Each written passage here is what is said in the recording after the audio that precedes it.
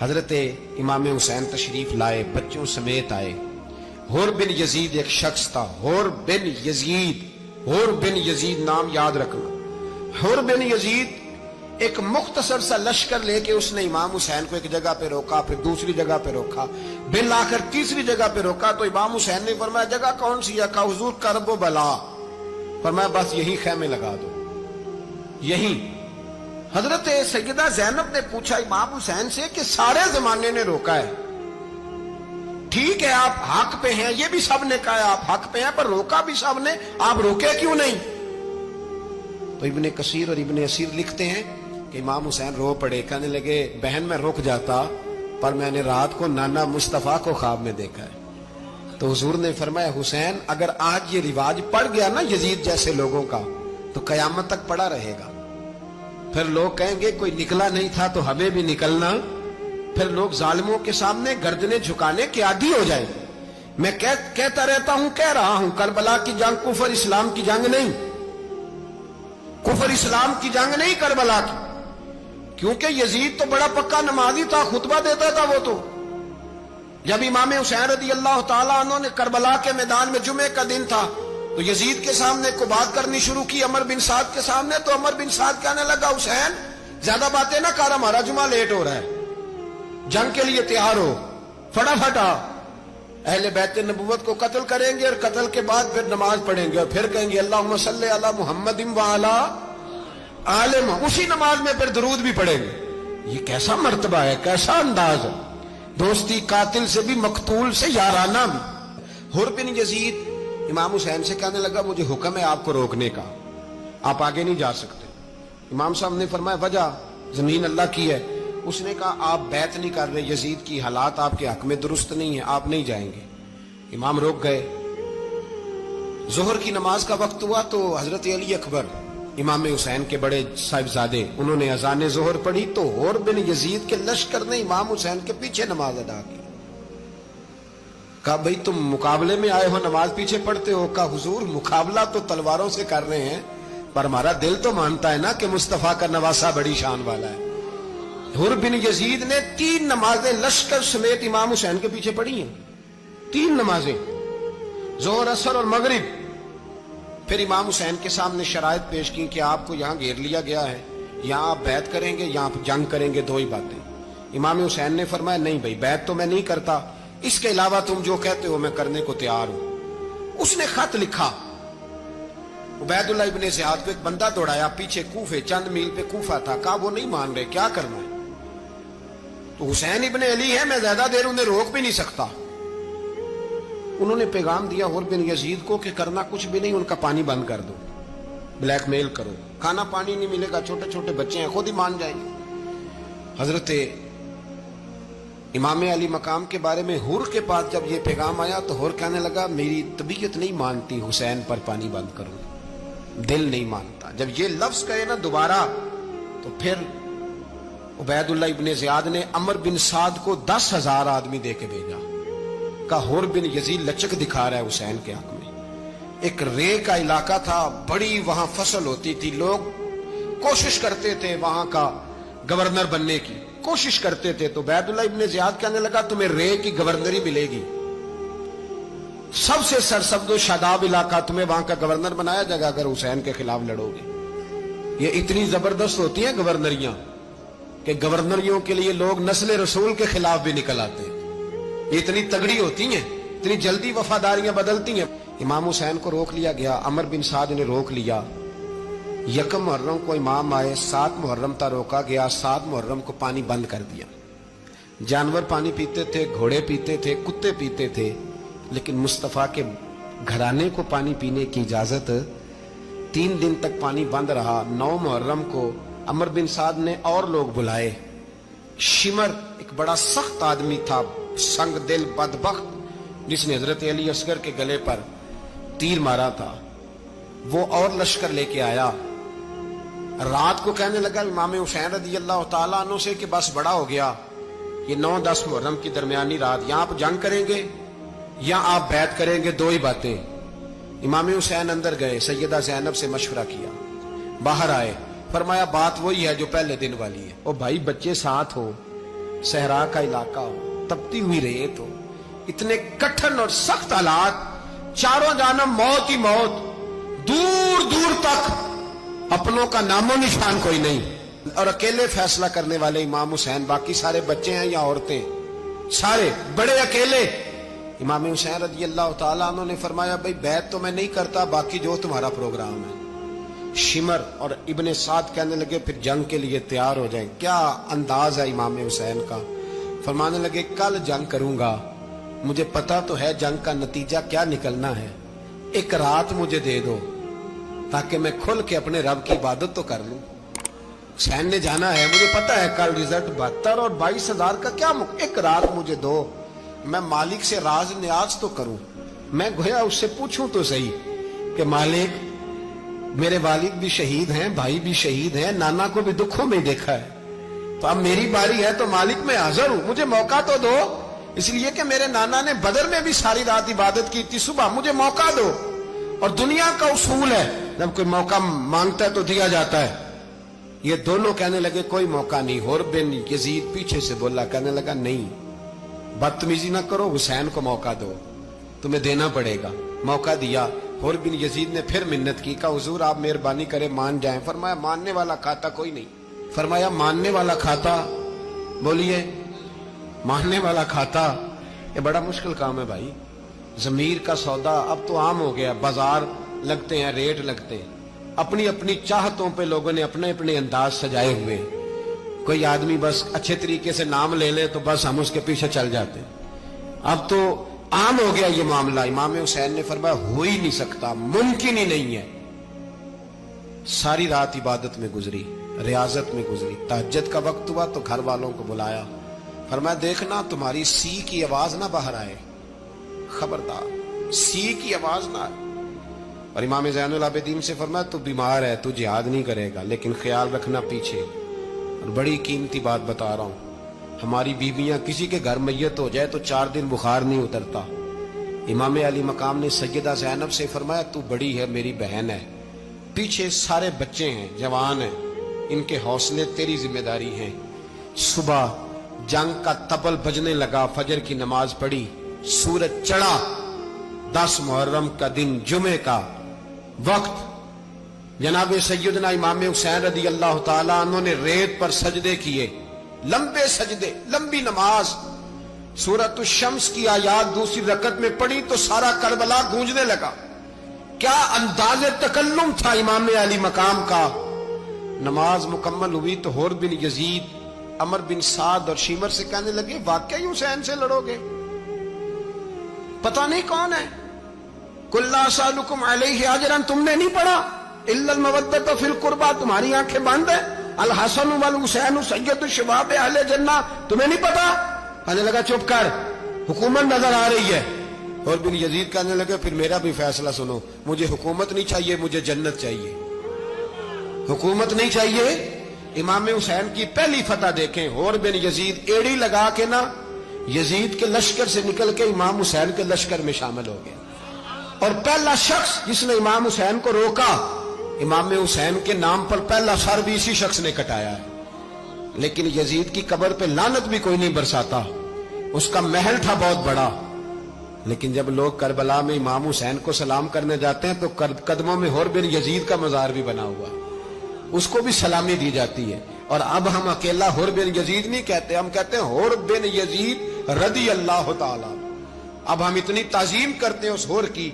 जनाबे इमाम हुसैन को मैदान में खड़ा किया गया, जिहाद का तबल बजा, पहले खुद्दाम आए। और सुन लो, आज वो पता नहीं बाजारी से लोग चढ़ गए स्टेजों पे, बाजारी से, ना चेहरे पे दाढ़ी है, ना सर पे कोई कपड़ा है, बाजारी लोग हैं, भाग रहे हैं, बाजू चढ़ाए हुए हैं, बटन खोले हुए हैं, तमाशा बना दिया। सुनने वालों का भी अल्लाह ही हाफिज है।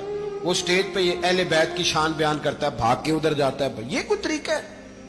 सुनने वालों का भी अजीब अंदाज है, हर बंदे को सुनने बैठ जाते हैं। दीन मुहज्जब है, तहजीब वाला है, दलाइल रखता है, दीन वकार रखता है, ऐसे लोग अब दीन बयान करेंगे। हजरत सैयदना इमाम हुसैन रज़ी अल्लाह ताला अन्हु सुबह जब जिहाद का वक्त आया, पता है कौन कौन थे करबला में? امام حسین کے ساتھ امام حسین کے 4 بھائی تھے کربلا میں. کتنے؟ بول کے بتائیں. حضرت علی کے 4 بیٹے، عباس بن علی جن کو حضرت عباس کہا جاتا ہے نا، علمدار، یہ حضرت علی کی دوسری زوجہ میں سے.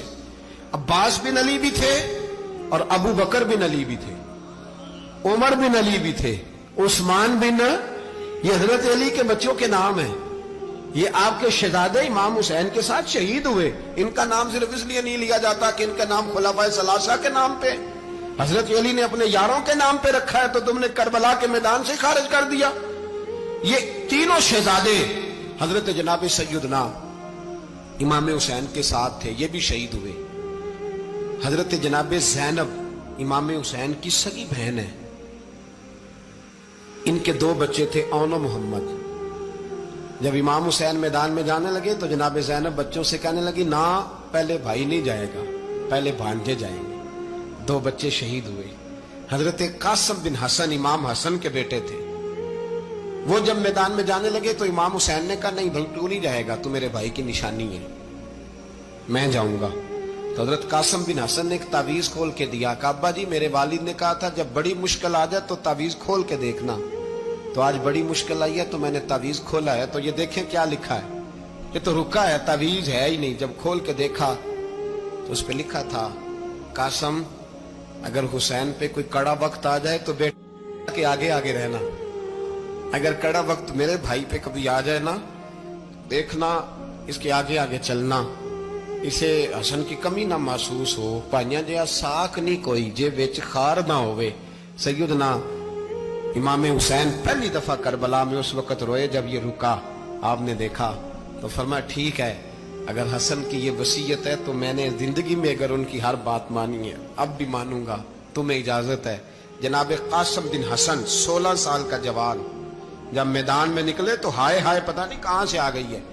امام قاسم بن حسن جب میدان میں نکلے تو تبری سے لے کر علامہ ابو الاسناد صاحب سب کو پڑھ کے تو دیکھو.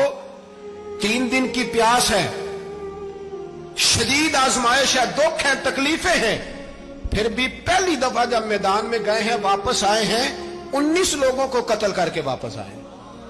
19 لوگوں کو ایک بار میں حضرت ایسے ہی تماشا بنا دیا. مظلوم تھے وہ تو رو رہے تھے. ہر مقرر یہ کہہ رہا ہے کہ وہ تو بار بار کہہ ابا پانی مل جائے، پانی آ جائے، ترس گئے. خدا کا خوف کرو، یہ دلیر لوگ تھے. ان کی باتیں آج بھی پڑھ کے دلیری پیدا ہوتی ہے، دلیری پیدا ہوتی ہے، دلیری. سناؤ قصہ خیبر کو، تمامی اپنے بچوں کو. علی کی داستان سن کے دلوں سے ڈر نکلتا ہے. علی کی داستان سن کے دلوں سے یہ جو بچے ڈر رہے ہیں نا، وہ چمگادڑ آ گئی، کاکروچ آ گیا، یہ خوف نکل جائے گا اگر حضرت قاسم بن حسن کی بات سنے گی. درجنوں لوگ آپ نے قتل کیے. ایک دفعہ آئے کہا چاچا یزید کا لشکر تو بڑا بزدل ہے، اگر چند قطرے پانی میرے حلق سے گزرے تو میں سارے کاٹ کے لے آؤں گا آپ کے پاس، چند قطرے.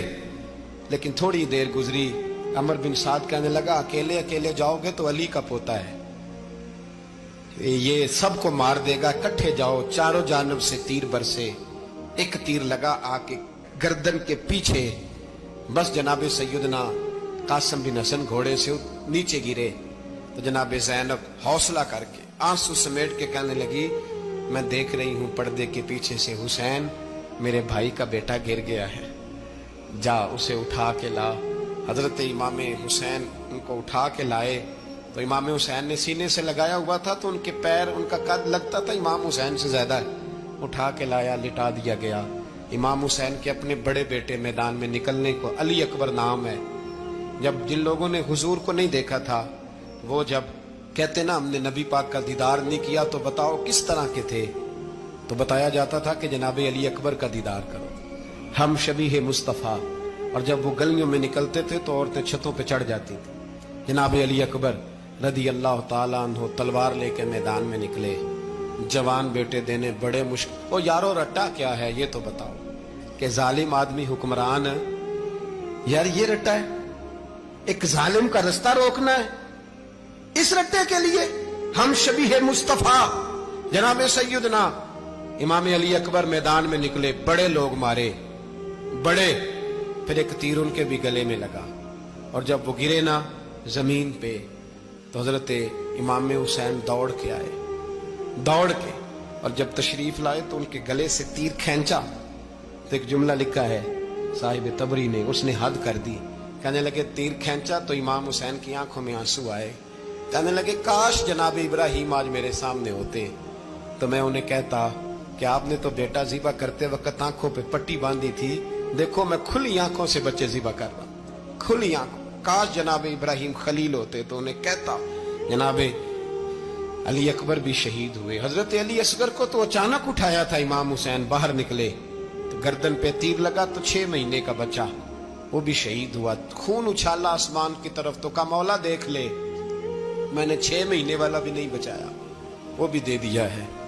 फिर हजरत अब्बास को बेटियों ने कहा कि अब ना, कुछ कहते हैं पहले शहीद हुए, कुछ ने लिखा बाद में, कहा अब हमसे पानी के बगैर नहीं रहा जाता। तो जनाब अब्बास पानी का मशकीजा लेके निकले बाहर, निकले, एक हाथ कटा, दूसरे पे मशकीजा वो भी कटा।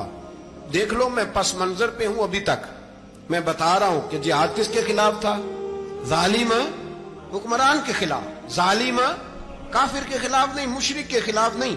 हजरत इमाम हुसैन रज़ी अल्लाह ताला अन्हु ने हर जगह एक ही बात की कि यजीद शराबी है तो बच्चे कटवा दूंगा, शराबी को वोट।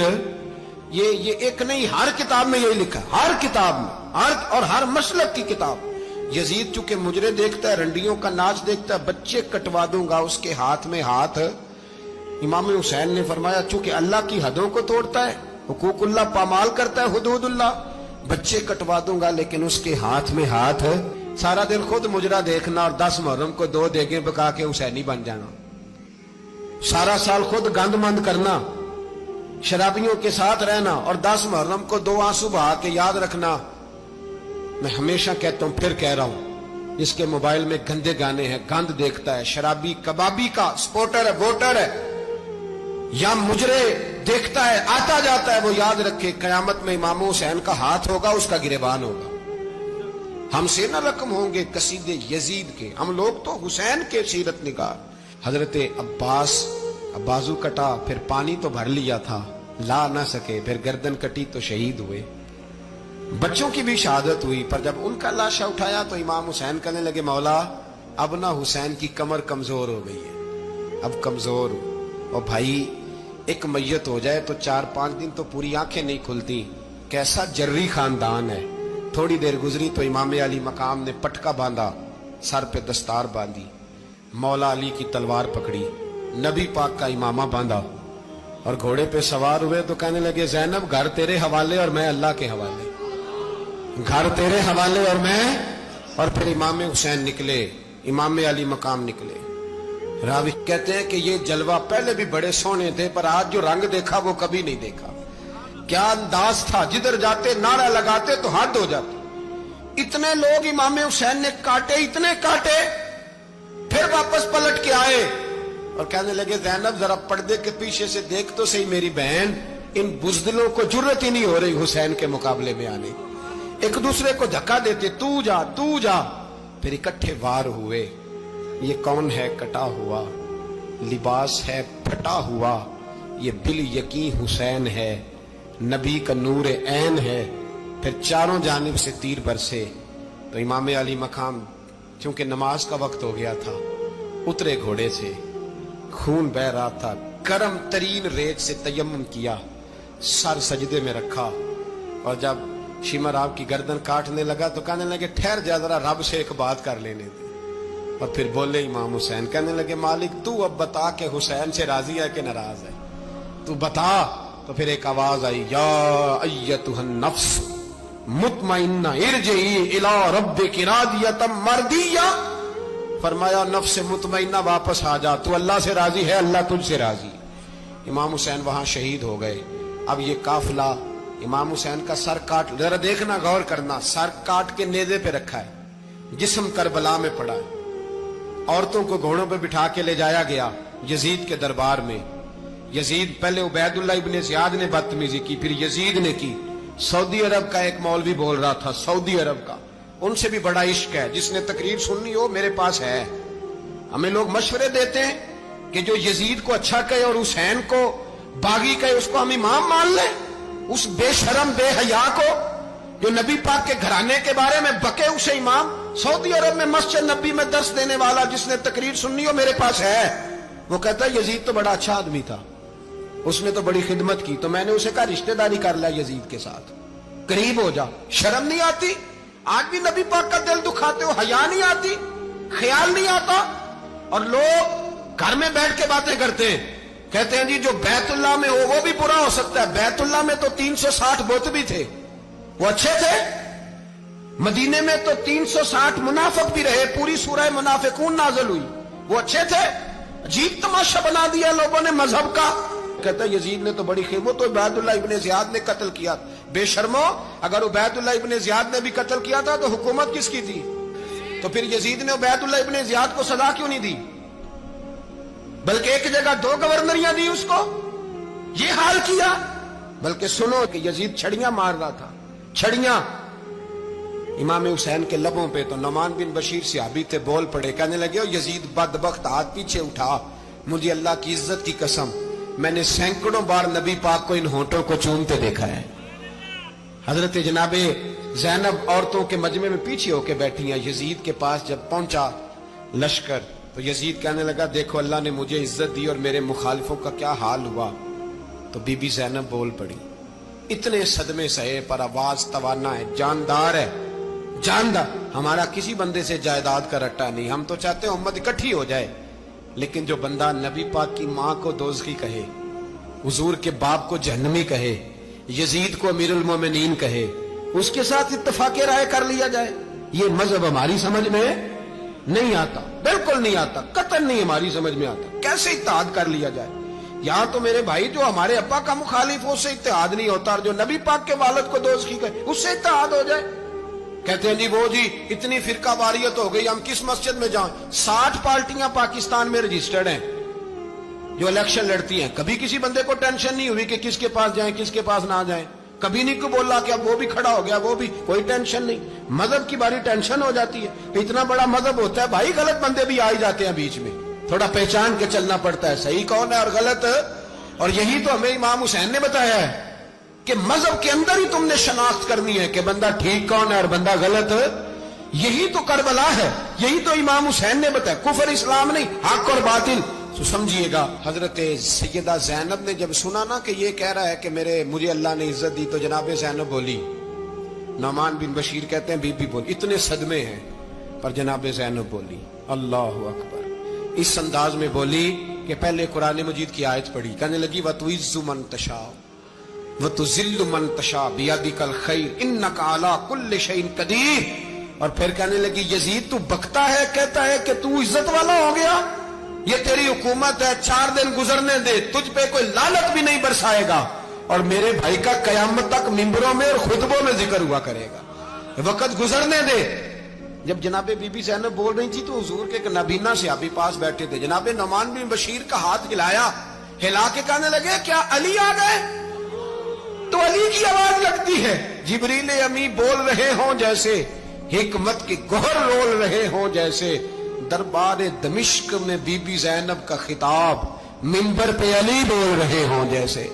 میرے بھائی بس کربلا والا قافلہ تو مدینے پہنچ گیا، 3 سال یزید نے حکومت کی، شرابیں عام ہو گئیں، مکے پہ حملہ ہوا، خانہ کعبہ کا غلاف جلا، مدینے پہ اس نے حملہ کیا، 3 دن مسجد نبوی میں اس نے گھوڑے باندھے، مسجد نبوی میں صحابہ کو نکال کے اپنا اس نے امام مقرر کیا، لیکن پھر امت نے اسے قبول نہ کیا، پھر وہ رسوا ہوا اور آج تک وہ رسوا ہے۔ لیکن امام حسین کا نام کل بھی زندہ تھا اور آج بھی۔ درس یہ ہے، پیغام یہ ہے، پیغام یہ ہے، یاد رکھو موت تیزی سے آ رہی ہے، ہمارے ساتھ والے دائیں بائیں والے سب چلے گئے، اسی طرح نمبر لگے گا، ایک دن اعلان ہوگا۔ ضمیر کے قیدی بن کے زندگی نہ گزارو، بالکل نہ گزارو، یہ تھوڑی سی زندگی ہے دنیا سجن المومن۔ حق بات کرو، حق پہ ڈٹنا سیکھو، دین سمجھو، خبردار رسول پاک صلی اللہ علیہ وسلم کے دین میں ظالم، جابر، فاسق، فاجر کی کوئی گنجائش قطعاً نہیں ہے۔ اپنے آپ کو سمیٹو، اپنے آپ کو سنبھالو، دین میں اپنا کردار ادا کرنے کی کوشش کرو، دین طلب کرتا ہے ہم سے کہ ہم نے دین کو کیا دیا ہے. امام حسین نے سارا گھرانہ دین کے لیے دے دیا. ہمارا جو بچہ کسی کام کا نہیں رہتا اسے مدرسے داخل کراتے. ہم نے دین اتنا کمزور کر دیا ہے کہ عالم اگر شور نہ کرے، عالم اگر شور نہ کرے، زور نہ کرے، گھٹن والا ماحول ہو گیا. مذہب کی پوزیشن کمزور کر دی. اب جہاں تک اس بات کا تعلق ہے جی فرقے ہو گئے، تو میرے بھائی یہ کوئی اتنی خطرناک بات، یہ کوئی اتنا مشکل معاملہ نہیں ہے. یہ تو امام حسین نے بتا دیا تھا کہ یزید کے طور پر ایک غلط فرقہ کھڑا ہو گیا ہے، لہذا اس کا مقابلہ کرنا ہے. اس میں کوئی بری بات ہے؟ لیکن ایک سبق ہے بزرگوں کا کہ اگر سچی بات بھی نہیں کرنی تو پھر اس منبر کا حق ادا نہیں ہوتا. جو سچ بولے وہ حسینی ہے، جو ظالم کے سامنے کھڑا ہو جائے وہ حسینی ہے. جو مصلحت کوش ہو، جو کہے ٹائم نہیں، گراؤنڈ ریالٹی نہیں، حالات نہیں، طبیعت نہیں، موقع نہیں، تو ابھی امام حسین کے پیغام کو نہیں سمجھا.